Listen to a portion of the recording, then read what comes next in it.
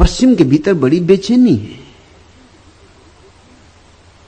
रविवार के दिन भी पाश्चात्य मनुष्य छुट्टी नहीं मना पाता। छुट्टी मनाने की आदत ही भूल गई। काम और काम और काम, काम पर इतना जोर दिया है कि काम को भगवान बना दिया, तो लीला की कला भूल गई। तो बैठ के हंसे बोले कि वीणा बजाएं, कि बगिया में घास उगाएं,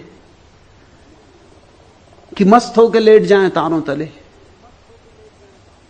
कि नौका विहार करें। नहीं, ये सारी बात अर्थहीन है, क्योंकि 300 साल एक ही बात दोहराई और सिखाई गई स्कूल से लेकर विश्वविद्यालय तक कि काम का मूल्य है। तो आज अगर कोई आदमी अपनी नाव पर लेटा हुआ आकाश के तारों के नीचे तिर रहा है झील में, तो उसे लगता है कि मैं कोई पाप कर रहा हूं, क्योंकि काम पुण्य है, मैं पाप कर रहा हूं।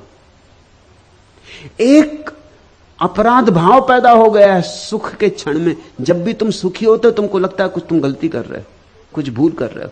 क्या कर रहे हो? गीत गुनगुना रहे हो, कंठ में ही दबा देना चाहते हो गीत को। इससे क्या होगा?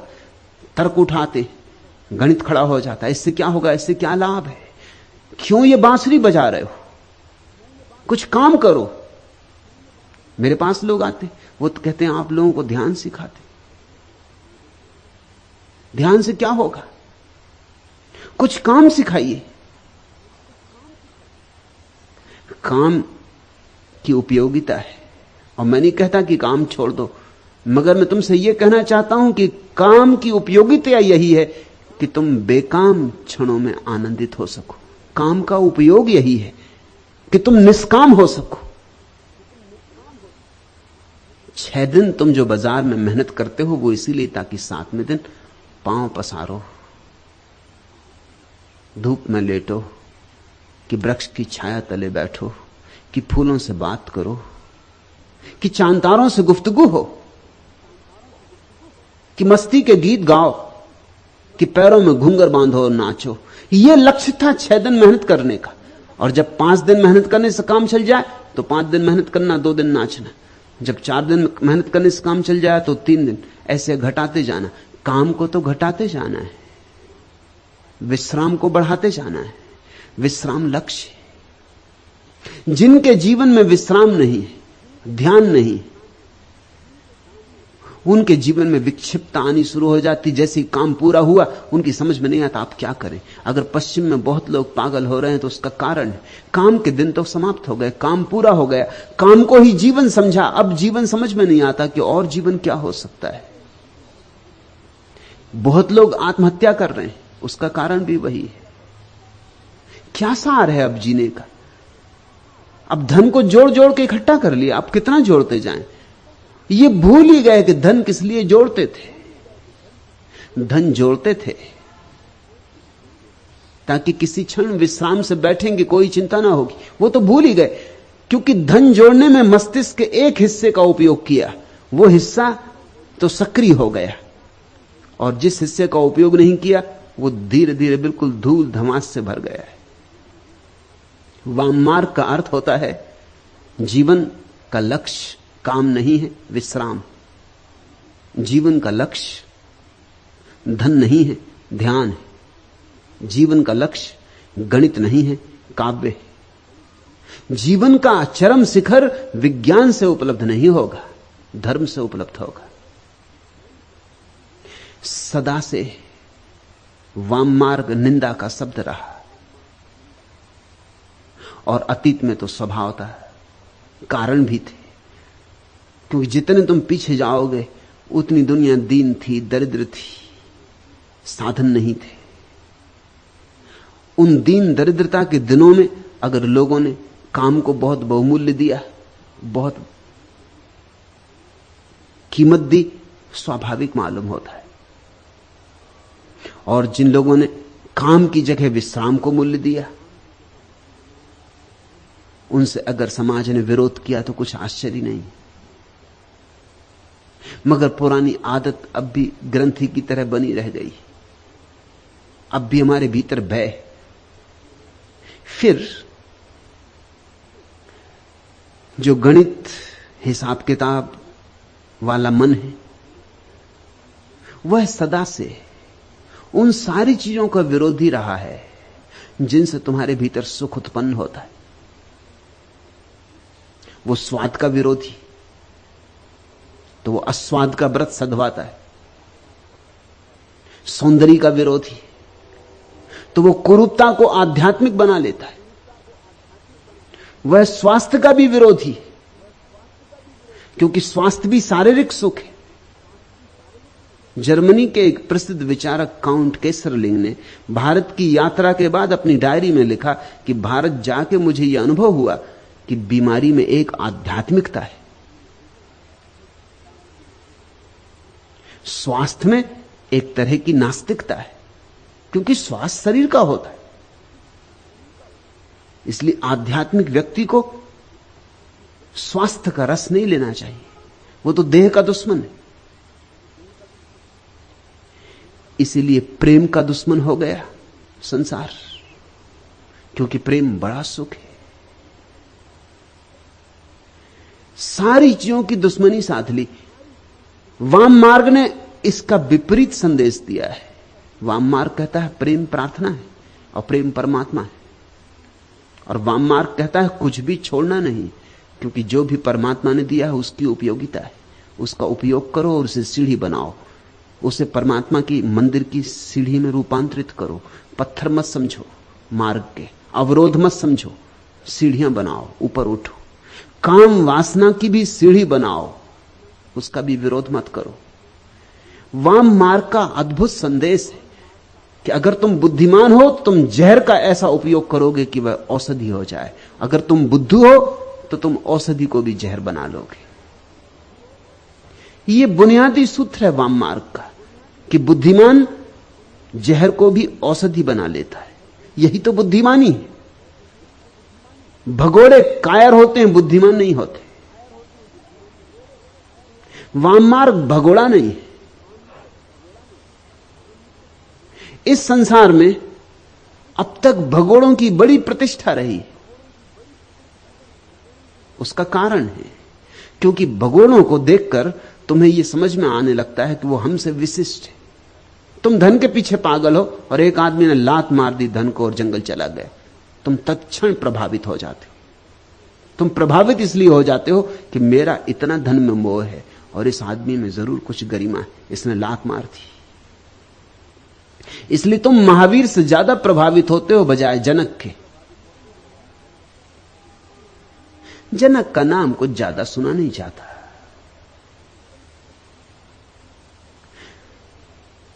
तुम बुद्ध से ज्यादा प्रभावित हो जाते हो क्योंकि वो राजमहल छोड़ के जाते। तुम कृष्ण की अगर प्रशंसा भी करते हो तो थोड़े दबे दबे कंठ से, थोड़े डरे डरे, थोड़े भयभीत। अगर लोग कृष्ण की प्रशंसा भी करते हैं तो गीता वाले कृष्ण की करते हैं। पूरे कृष्ण को स्वीकार करने की हिम्मत बहुत कम लोगों की, क्योंकि कृष्ण तो तुम्हारे जैसे ही मालूम पड़ते हैं, बल्कि तुमसे भी आगे बढ़े हुए।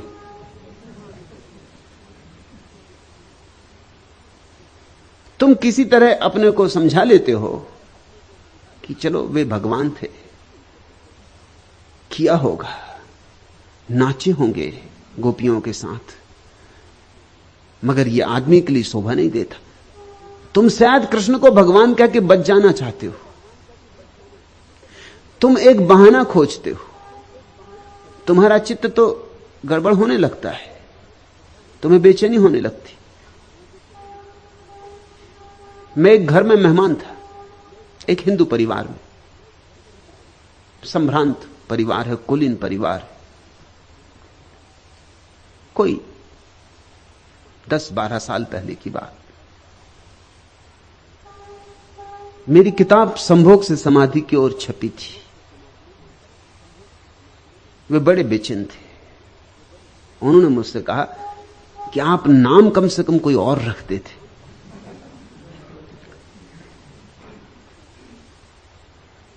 क्योंकि किताब तो जब कोई पढ़ेगा तब जानेगा कि क्या है उसमें, मगर ये नाम बड़ा खतरनाक है। आप नाम कुछ और रखते थे। फिर जो पहला संस्करण था उस पर खजुराहो की मूर्तियों का चित्र छपा था कवर पर, और कहने लगे कि ये भी आपको क्या सूझा। अगर नाम भी ये था तो भी अगर बुद्ध को ध्यान की अवस्था में बैठा हुआ बताया होता कवर पर तो भी चल जाता।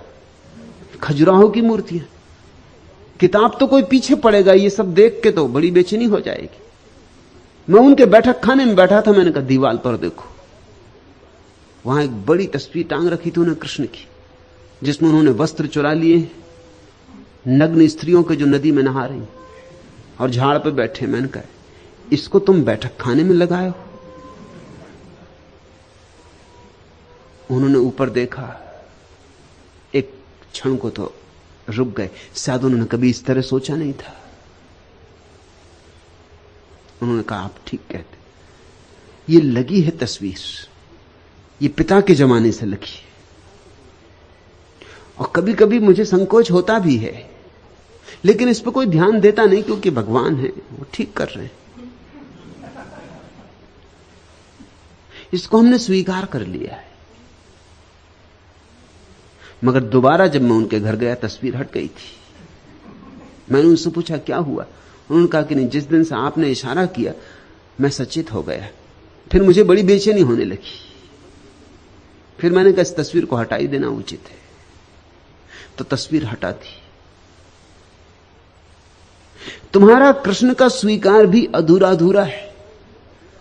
तुम कृष्ण में से बहुत सी बातें काट छांट कर डालना चाहोगे, तुम कृष्ण में संशोधन करने को सदा तत्पर हो। कृष्ण को लोग अपने अपने हिसाब से मानते हैं, जितना मान सकते उतना मान लेते, बाकी छोड़ देते।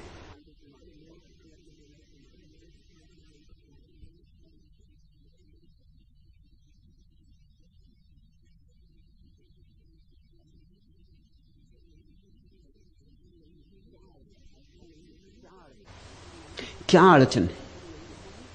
अड़चन यही है कि महावीर तो तुम्हें साफ अपने से विपरीत जाते मालूम पड़ते। तुम सम्मान दे सकते हो क्योंकि तुम्हें मालूम अपने लोभ का, अपने काम का, अपने क्रोध का, अपनी लिप्सा का तुम्हें पता है, और ये उसको छोड़ के जा रहे हैं, विशिष्ट हैं, अब कोई प्रमाण की जरूरत नहीं। लेकिन कृष्ण ये वहीं खड़े, उसी संसार में जहां तुम खड़े हो। कृष्ण को पहचानने के लिए बड़ी गहरी आंख चाहिए। महावीर को पहचानना अंधे के भी बस की बात है, कोई अड़चन नहीं। अंधा भी पहचान लेगा कि ठीक सब छोड़ के चले गए, लेकिन कृष्ण को पहचानने के लिए तो जब तक भीतर की आंख न खुली हो तब तक पहचान मुश्किल है, क्योंकि वो वहीं खड़े। भेद तो कुछ भी नहीं, ऊपर से भेद नहीं है, भीतर से भेद है। तो जब तक भीतर देखने की क्षमता ना हो तब तक तुम कृष्ण को ना समझ पाओगे। कृष्ण वाम मार्गी, इसलिए जैनों ने कृष्ण को नरक में डाला है, अपने पुराणों में नरक में डाल दिया है। वाम मार्ग की, और क्या वाम मार्ग होगा? जीवन का सहज स्वीकार, उत्साहपूर्वक स्वीकार, स्वागतपूर्ण स्वीकार, जीवन को उसकी समग्र विधा में जीने की क्षमता, साहस। जीवन में कुछ भी बुरा नहीं, अगर कांटे भी हैं तो फूल की रक्षा के लिए तत्पर है। इसलिए जीवन में जो भी है सुंदर है, और अगर किसी चीज का सौंदर्य हमें दिखाई नहीं पड़ा है तो हमारी कहीं भूल चूक हो रही। परमात्मा असुंदर बना कैसे सकता है? परमात्मा ही प्रकट हुआ है सारे रूपों में, काम में भी राम ही छिपा है। इतना साहस बहुत कम लोग जुटा पाते, इतनी दृष्टि भी नहीं होती। इसलिए तरु, तंत्र, वाममार्ग, अघोर पंथ, नाथ पंथ जैसे नामों से लोग डरने लगे। इसलिए क्योंकि ये तुम्हारी व्यवस्थित रूढ़ी को छिन्न भिन्न कर देते। ये प्यारे नाम गालियां बन गए। किसी को वाममार्गी लोग कह देते हैं, बस खत्म हो गया मामला। फला आदमी वाममार्गी, मतलब तुमने उसका खंडन कर दिया, अब और खंडन करने की जरूरत नहीं। अब वो क्या कहता है, क्यों कहता है, इस तर्क और विस्तार में जाने का प्रयोजन नहीं। वाम मार्ग का लेबल लगा दिया, वो आदमी खत्म हो गए। अघोर पंथ, अघोर जैसा प्यारा शब्द गाली बन गया। किसी को अघोरी कह तो वो लड़ने को तैयार हो जाता। लोग अघोरी कहते ही किसी को तभी जब उनको गाली देनी होती। अघोर शब्द का अर्थ समझते हो? अघोर का अर्थ होता है सरल। किसी को घोरी कहो तो गाली हो सकती। घोर का अर्थ होता है जटिल। कहते ना घोर घमासान, खूब भयंकर युद्ध हुआ तो उसको कहते हैं घोर घमासान। जटिल उलझा हुआ तो घोर। अघोर का अर्थ होता है सरल, बच्चे जैसा निर्दोष।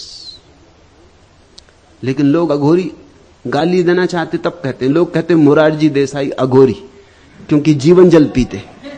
अघोरी उनका मतलब यह है कि गाली दे रहे हैं वो। अघोर तो सिर्फ थोड़े से बुद्धों के लिए उपयोग में लाया जा सकता है। गौतम बुद्ध अघोरी, कृष्ण अघोरी, क्राइस्ट अघोरी, लाओत्सु अघोरी, ऐसे लोगों के लिए ही सिर्फ उपयोग में लाया जा सकता है। गोरख अघोरी, सरल निर्दोष, सीधे साधे, इतने सरल कि गणित जीवन में है ही नहीं। हिसाब किताब लगाने का भाव ही चला गया है। तुम तो जिसको धार्मिक कहते हो वो भी हिसाब किताब लगाता है। वो देखता है कि इतने उपवास करूं तो स्वर्ग मिलेगा, इतने व्रत रखूं तो स्वर्ग मिलेगा, इतना दान करूं तो स्वर्ग मिलेगा। ये सब हिसाब किताब है। इस दान में भी बाजार है, इस दान में भी व्यवसाय है, सौदा है। इस पुण्य में भी छिपा हुआ पाप है। अघोरी का अर्थ होता है सरल सीधा, जिसके जीवन से हिसाब किताब समाप्त ही हो गया, जो बच्चों की भांति जीता है। यह तो परम अवस्था है, परमहंस अवस्था है अघोर। मगर ये गालियां बन गई दुर्भाग्य से। नाथ पंथ, गोरखनाथ और उनके गुरु मच्छिंद्र नाथ के कारण तंत्र की यह शाखा नाथ पंथ कहलाने लगी। भाव बड़ा प्यारा है। नाथ का अर्थ होता है मालिक, जिसको सूफी कहते हैं या मालिक। सब उसका है, मालिक का है। हम भी मालिक के, संसार भी उसका, सब उसका। जैसी उसकी मर्जी वैसे जिएंगे, जैसा जिलाएगा वैसे जिएंगे। हम अपने संकल्प को आरोपित ना करेंगे, हम चेष्टा से ना जिएंगे। हम ऐसे बहेंगे जैसे कोई नदी की धार में बह जाए, हम तैरेंगे नहीं। यह भाव है। उस मालिक के रहते हम अपना संकल्प क्यों बीच में लाएं? हमारा संकल्प आया कि अहंकार आया, अहंकार आया कि हम भटके, तो हम तो बिना अहंकार के जिएंगे। उसकी जैसी मर्जी। जैसे सूखा पत्ता हवा में उड़ता, पश्चिम जाए कि पूरब, दक्षिण जाए कि उत्तर, उसे कोई चिंता नहीं। हवा जहां ले जाए, लड़ता नहीं, प्रतिरोध नहीं करता, संघर्ष नहीं करता कि मैं तो पश्चिम जाऊंगा, कि मुझे पूरब नहीं जाना, मुझे क्यों पूरब लिए जा रहे हो। नहीं, पत्ते की क्या मर्जी। ऐसा जो हो जाए तो समझना कि नाथपंथी। ऐसे ही रहे गोरख, इस सहज मर्जी से रहे, इस सरलता से रहे। मगर लोग अहंकार से जीते। इस जगत में अधिकतम लोगों के जीवन की भाषा अहंकार की भाषा है। स्वभावतः इतने सरल लोग उन्हें बर्दाश्त नहीं होंगे। उन्हें तो लगेगा बड़ा खतरा पैदा हो गया। इतनी सरलता से लोग जीने लगेंगे, उनको लगता तो फिर नीति का क्या होगा, अनीति ही अनीति फैल जाएगी, जैसे अभी नीति है। ये बड़े मजे की बातें। लोग इस तरह की बातें करते हैं जैसे कि अभी नीति है फिर अनीति फैल जाएगी। कहां है नीति? कैसी नीति? नीति के नाम पर पाखंड है। थोथे मुखौटे लगाए लोग बैठे, झूठे मुखौटे लगाए लोग बैठे। नीति कहां है? लेकिन लोग समझते हैं कि अगर सब लोग सरल होने लगे, सहज जीने लगे, स्वाभाविक होने लगे और कहा कि जैसी परमात्मा की मर्जी, तो फिर नीति खंडित हो जाएगी। बात उल्टी ही है। लोग संकल्प से जी जी के अनैतिक हो गए। मनुष्य से ज्यादा अनैतिक और कौन है इस पृथ्वी पर? मनुष्य से ज्यादा हिंसक और कौन है इस पृथ्वी पर?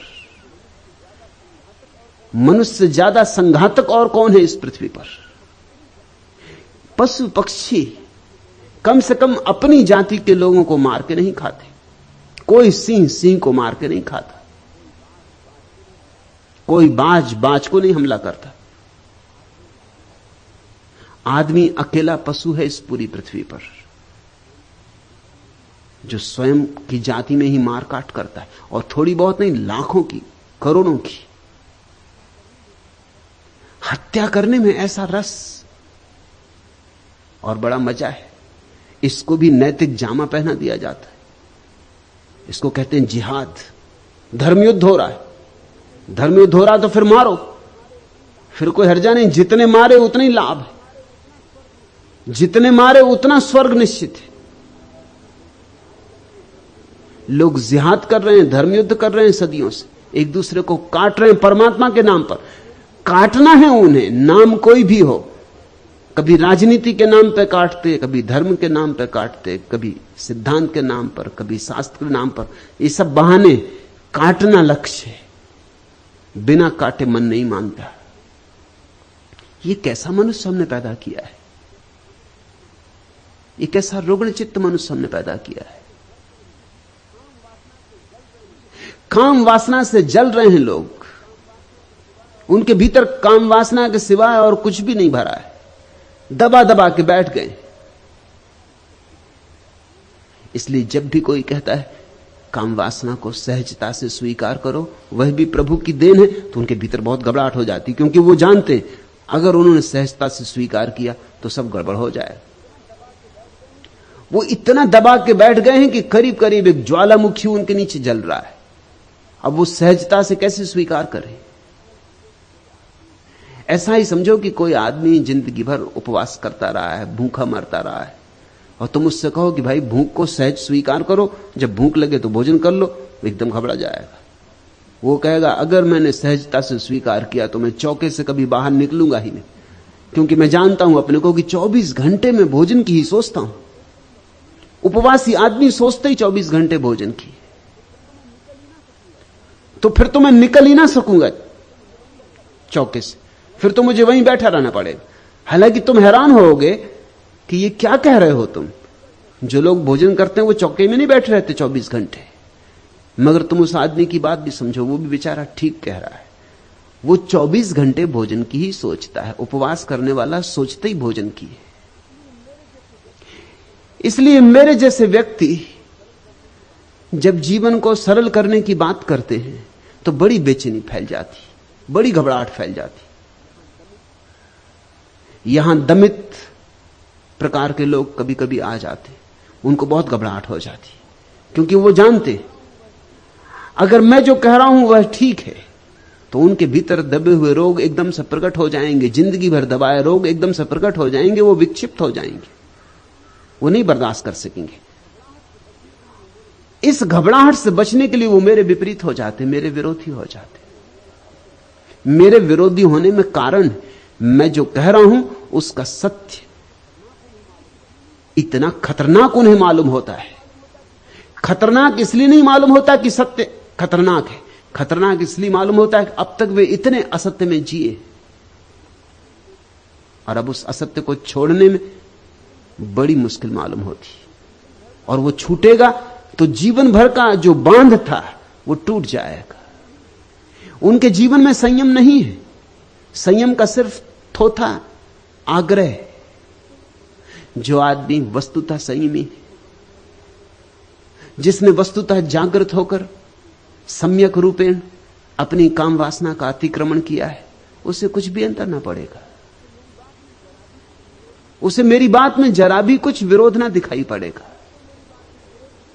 जिसको मेरी बात में विरोध दिखाई पड़ता है वो केवल खबर दे रहा है अपने रुग्ण चित्त की, मगर वो सोचता है कि वो मेरे खिलाफ कुछ कह रहा है।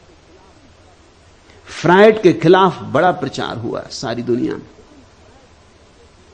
लेकिन फ्रायड जीवन के सीधे साधे सत्यों की बात कर रहा था। फ्रायड वाममार्गी, फ्रायड ने दबाए हुए मनोवेगों को पुनः गतिमान करो, इसका संदेश दिया। सारी दुनिया में विरोध हुआ, सारे धर्मों ने विरोध किया। विरोध इसलिए किया कि तुम्हारे नीचे की जमीन खिसक गई, तुम सब गलत हो जाओगे अगर फ्रायड सही है। और यही उचित है कि तुम अपने को ही सही सिद्ध करते रहो, फिर तुम्हारी भीड़ है, भीड़ तुम्हारे साथ है। सत्य सदा अकेला है, असत्य बहुत प्राचीन है, भीड़ उनके साथ राजी है। भीड़ ने इतने दिन तक उनके साथ दिया है। भीड़ की सारी न्यस्त स्वार्थ की व्यवस्था उनसे जुड़ गई है। तुम एकदम घबरा जाते हो, तुम एकदम भयभीत हो जाते हो। अपने भय से, अपनी घबराहट से तुम विरोध करने लग जाते हो। लेकिन सत्य ऐसे हारता नहीं, सत्य बार बार लौट आता है। वाम मार्ग लौट लौट के आता रहेगा। तंत्र की बार बार घोषणा होगी जब तक कि मनुष्य सहज नहीं हो जाता। जिस दिन मनुष्य सहज हो जाएगा उस दिन तंत्र की कोई जरूरत न रह जाएगी। तंत्र सिर्फ औषधि है। वाम मार्ग, वो जो उल्टे चल पड़े हैं लोग, उनको रास्ते पे लाने के लिए सिर्फ एक उपाय है। जो रास्ते पे आ गया वो ना तो दाएं का होता ना बाएं का होता, दाएं बाएं दोनों उसके होते, वो किसी का नहीं होता। उसकी अवस्था अतिक्रमण की होती, वो दोनों के पार चला गया होता है। पूछा तूने तंत्र, वाम मार्ग, अगोरपंथ, नाथपंथ जैसे नामों से लोग क्यों डरते? डरने का कारण है तुम इतनी बारूद लिए बैठे हो अपने भीतर की जरा सी चिंगारी सत्य की जाएगी, विस्फोट हो जाएगा। तुम चिंगारी से डरोगे नहीं तो क्या करोगे? जब तुम अपनी बारूद को गिराने को राजी हो जाओगे तब तुम्हें चिंगारी से कोई भय न रह जाएगा। तुम डरते उसी बात से हो जिस बात से तुम्हारे भीतर बेचैनी पैदा होती, और सत्य बड़ा बेचैन करता है। अगर असत्य के साथ आग्रह पूर्वक संबंध बना लिए हो, अगर असत्य के साथ भांवर डाल ली है, तो सत्य बहुत बेचैन करता है। मुल्ला नसरुद्दीन की शादी हुई तो जैसा मुसलमानों में रिवाज है, सुहागरात पत्नी ने मुल्ला के सामने अपना घूंघट उठाया, बुर्का उठाया। मुल्ला ने पहले दफे पत्नी देखी, पहले तो देखी नहीं थी, एकदम निराश होकर रह गया। इससे ज्यादा बदशक्ल स्त्री उसने जीवन में देखी नहीं थी। रिवाज के अनुसार पत्नी ने पूछा कि मैं किस किस के सामने बुर्का उघाड़ सकती हूं? तो मुल्ला ने कहा तू किसी के सामने उघाड़, बस मेरे सामने मत उघाड़। दुनिया भर के सामने उघाड़, तुझे जिसके सामने उघाड़ना हो उघाड़, मेरे सामने भर मत उघाड़ना। अब ये बुर्का पड़ा ही रहे तो अच्छा। ये जो कुरूपता है, इससे घबराहट पैदा होती। तुम अपने पर बुर्का डाले हो, तुम उघाड़ते नहीं। जो भी तुम्हारे बुर्के उघाड़ देता है, तुम्हारी गंदगी दिखा देता है, उससे ही तुम नाराज हो जाते हो। जो भी तुम्हारे भीतर का कूड़ा करकट दिखा देता है, उससे ही तुम नाराज हो जाते हो। और सदगुरु को दिखाना ही होगा तुम्हारे भीतर का कूड़ा करकट, क्योंकि देखोगे नहीं तो उससे मुक्त कैसे होगे? तुम्हारे भीतर की व्यर्थता जो तुम संग्रहित करके बैठे हो, जिसकी छाती पे सवार हो, अगर उससे तुम्हारा छुटकारा ना होगा तो तुम उसी में डूबोगे, उसी में डूबोगे। वही तुम्हें डुबाने का कारण हो जाए। तुमने छाती पे पत्थर बांध रखे, उन पत्थरों को हटाना ही होगा। हालांकि तुम सोचते हो वो पारस पत्थर है, वही तुम्हें डुबा रहे हैं। जब भी सत्य की नवीन उद्घोषणा होती है तो असत्य ने जो इतने जाल फैला रखे, सब तरफ बेचैनी की लहर हो जाती। सत्य की गर्दन काट दो, सत्य को जहर पिला दो, सत्य की वाणी बंद कर दो, इसकी सब तरह की चेष्टाएं शुरू हो जाती। और इसमें नाराज होने की कोई बात नहीं, यह बिल्कुल स्वाभाविक है। करुणा की ही बात है, दया की ही बात है।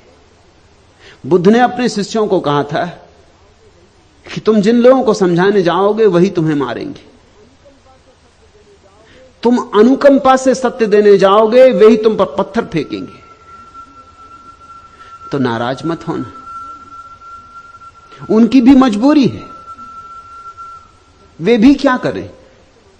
सदियों सदियों तक उन्होंने जो सत्य माना था तुम उसे तोड़ने आ गए,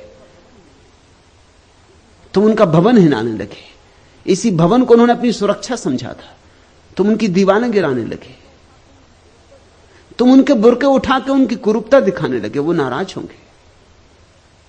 एक शिष्य जाता था पूर्ण यात्रा पर बुद्ध का संदेश लेकर। बुद्ध ने पूछा तू कहां जाएगा? बिहार का एक हिस्सा था सूखा। उसने कहा कि सूखा अब तक कोई भिक्षु नहीं गया, मैं वहां जाऊंगा। बुद्ध ने कहा वहां तू न जा तो अच्छा, उस इलाके के लोग बड़े खतरनाक हैं, इसलिए अब तक कोई भिक्षु वहां गया नहीं। वे तुझे गालियां देंगे तो तुझे क्या होगा? तो पूर्ण ने कहा वो मुझे गालियां देंगे तो मैं अपने को धन्यभागी समझूंगा कि सिर्फ गालियां देते हैं, मारते नहीं। बुद्ध ने कहा और अगर उन्होंने तुझे मारा फिर तुझे क्या होगा पूर्ण? तो पूर्ण ने कहा कि मैं धन्यभागी समझूंगा अपने को कि मारते ही हैं, मार नहीं डालते हैं। बुद्ध ने कहा एक सवाल और, अगर वो मार ही डालें तो मरते मरते तुझे क्या होगा? तो पूर्ण ने कहा कि और क्या होगा, यही कि कितने भले लोग हैं कि उस देश से छुटकारा दिला दिया जिस देश में रहता तो शायद कोई भूल चूक हो जाती, अब भूल चूक ना हो सकेगी। उस देश से छुटकारा दिला दिया जिसमें रहता तो शायद कहीं पैर गलत रास्तों पर पड़ जाते, कुछ से कुछ हो जाता, भटक जाता। उस देश से छुटकारा दिला दिया, उनके प्रति अनुकंपा से भरा हुआ मरूंगा, उनके प्रति कृतज्ञता से भरा हुआ मरूंगा। बुद्ध ने कहा फिर तू जा, फिर तू कहीं भी जा, तू जहां भी जाएगा वहीं तू मित्र पाएगा, क्योंकि तुझे अब शत्रु दिखाई नहीं पड़ सकता। नहीं दिखाई पड़ने से शत्रु नहीं हो जाता ऐसा नहीं है, मगर जिसको शत्रु दिखाई पड़ना बंद हो जाता है वही सत्य की उद्घोषणा कर सकता है। शत्रु तो होंगे पैदा, तत्क्षण पैदा हो जाएंगे। सत्य के शत्रु निरंतर पैदा होते। हमारी इतनी समझ कहां कि हम सत्य को पचा पाएं, इतनी छाती कहां हमारी बड़ी कि हम सत्य को अपने भीतर समाविष्ट करें, अपने भीतर मेहमान बन जाने दें। हम आतिथ्य बने सत्य के, सत्य अतिथि बने, इसकी हमारी पात्रता कहां? इसलिए निरंतर यह होता रहा, निंदा होती रही, उपेक्षा होती रही, मगर सत्य अपनी उद्घोषणा बार बार करता रहा है। और मैं तुमसे कहता हूं कि सत्य आता है मस्तिष्क के दाएं हिस्से से जो बाएं हाथ से जुड़ा है। हिसाब किताब आता है मस्तिष्क के बाएं हिस्से से जो दाएं हाथ से जुड़ा है। हिसाब किताब वाला आदमी कविता के प्रति कभी भी राजी नहीं होता। धन दौलत को मूल्य समझने वाला व्यक्ति ध्यान का मूल्य नहीं समझ पाता, और दुकान ही जिसे सब कुछ है वह मंदिर का नहीं हो पाता। और अगर मंदिर में चला भी जाए तो मंदिर भी उसके साथ ही भ्रष्ट हो जाता है।